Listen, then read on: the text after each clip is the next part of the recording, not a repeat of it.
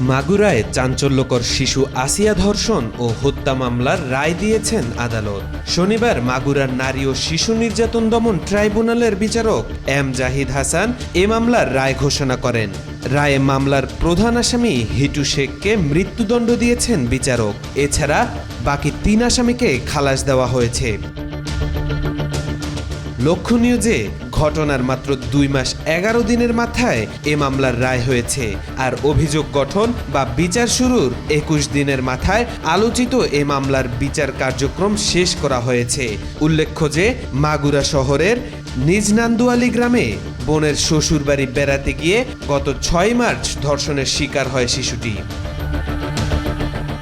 ঘটনার পর প্রথমে তাকে মাগুরা ২৫০ শয্যা হাসপাতাল এবং পরে ফরিদপুর ও ঢাকা মেডিকেল কলেজ হাসপাতালে ভর্তি করা হয়।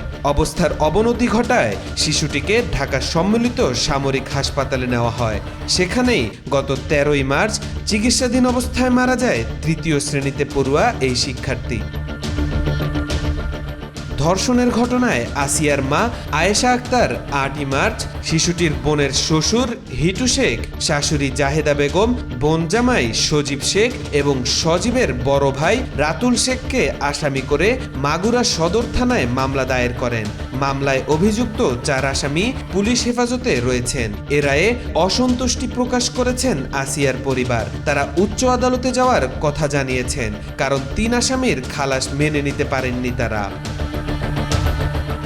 দেশে আসিয়ার মতো শত শত শিশু ও নারী প্রতিনিয়ত ধর্ষণ ও নির্যাতনের শিকার হচ্ছে।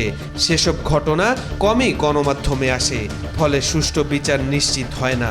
আমরা চাই এ ধরনের প্রতিটি ঘটনাই বিচারের আওতায় আসুক এবং দ্রুত বিচার হোক। এজন্য সংশ্লিষ্ট প্রতিটি সংস্থাকে তৎপর হতে হবে। শিশু আসিয়া ধর্ষণ হত্যা ঘটনাটি এক্ষেত্রে একটি দৃষ্টান্ত হতে পারে। পাশাপাশি নারীর নিরাপত্তায় দেশের আইন শৃঙ্খলা পরিস্থিতির উন্নতিও জরুরি। নারীর প্রতি সামাজিক দৃষ্টিভঙ্গির পরিবর্তনও প্রয়োজন।